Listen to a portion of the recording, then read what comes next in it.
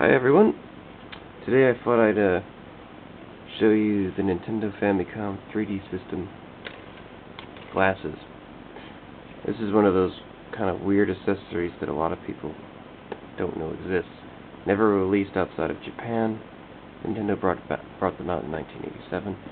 Yeah, this is just a box of them here. As usual, my camera's crap. Love the hookup diagram on the back.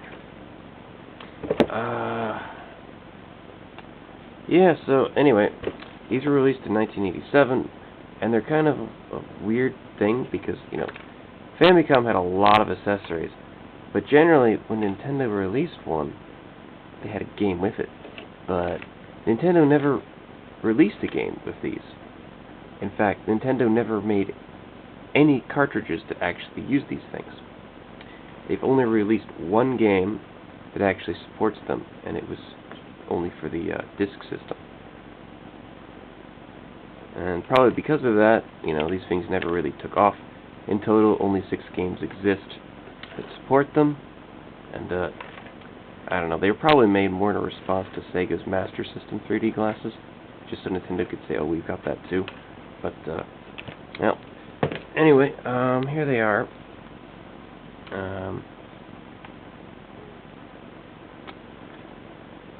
Very, very nicely made.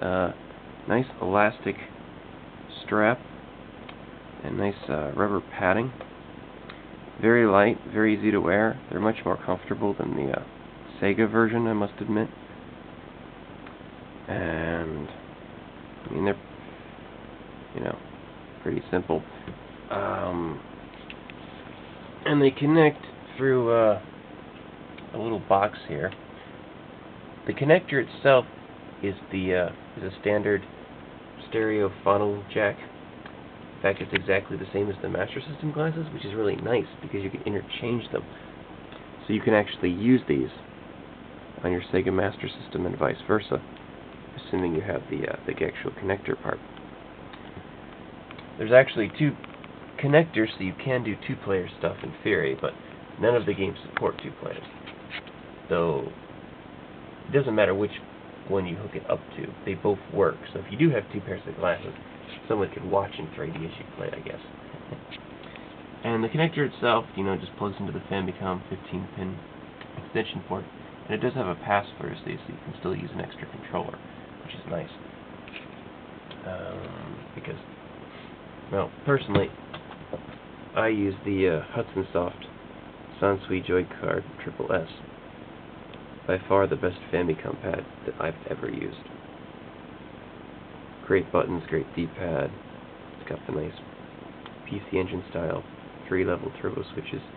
Also has headphone jack, and it's significantly bigger than the standard Famicom pad. Much more useful if you're an adult and you've got, you know, adult hands. The normal Family pads are nice, but they're meant for child hands. They're too small. As I said, only 6 games exist that use this system, and most of them are by Square. But let's take a look here. So first we've got Cosmic Epsilon. You could tell it uses system glasses because it's got the 3D mark on it. This game is pretty much a Space Harrier clone, just a little more science fictionist, I guess.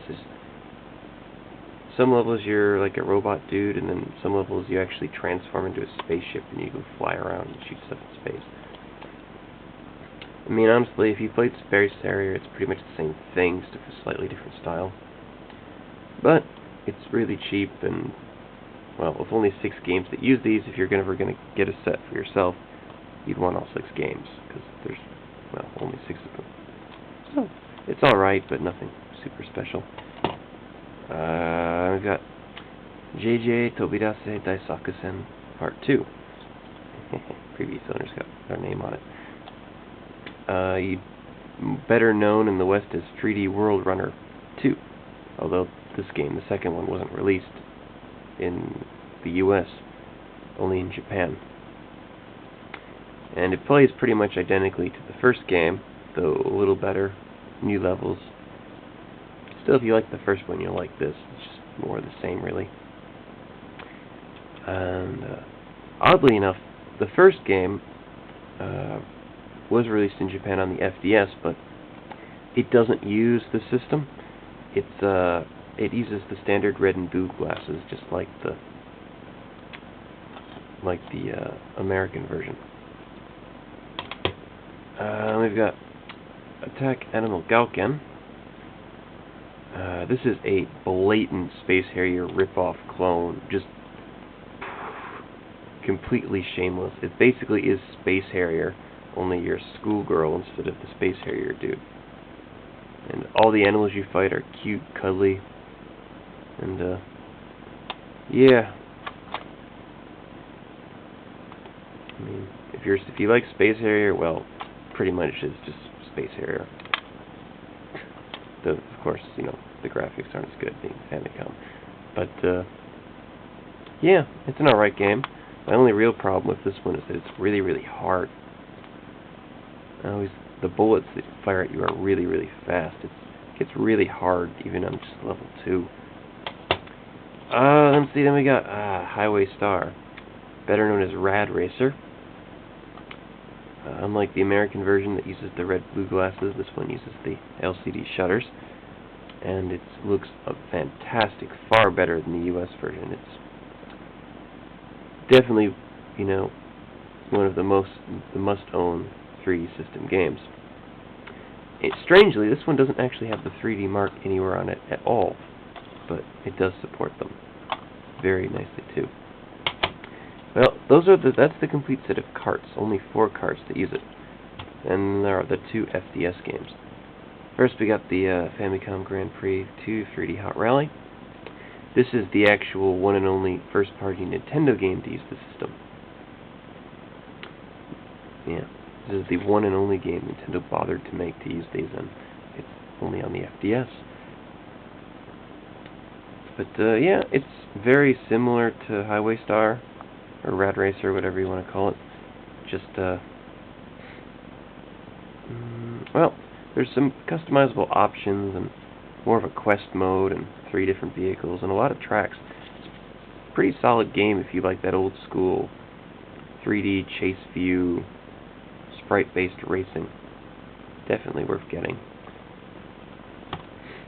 Oh, and before I forget to mention it, Rad Racer 2 was sadly not released in Japan, so there is no Japanese version, which is a shame. I would have liked to see more games that use this. And then lastly is Konami's Falcon. Personally, I find this to be the must-own game for this system. Again, it's similar to Space Harrier. It's pretty much Gradius, but from a third-person chase view, and it is excellent. If you like old Konami shooters, you know, the style, the music, it's all there.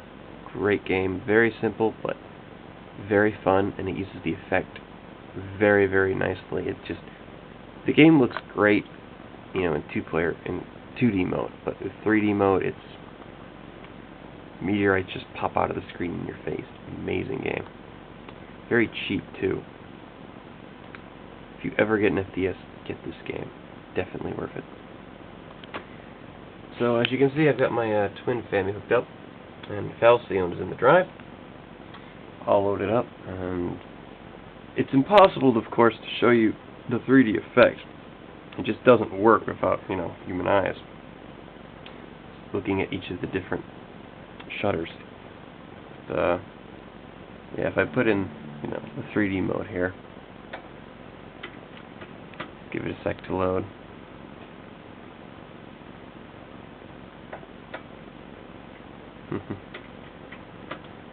Love that loading noise. Noisy, but a classic. And as you can see, you know, in 2D mode it looks normal. 3D mode, everything is doubled. And then, you can't see the 3D, but if you kind of look through the lens here, you can see that, you know, it goes from double to single. Well, it's impossible to actually see the depth, but it does look really good, amazing. and it's still worth playing even today. And only other thing I should mention is that this system will only work on a SD CRT television like I've got here. If you've got any kind of modern TV, yeah, don't even bother. It just isn't compatible. I mean, this is my little 19-inch closet TV. Usually I play on the 29-inch HD Triniton, but it won't work with them. It cannot sync correctly.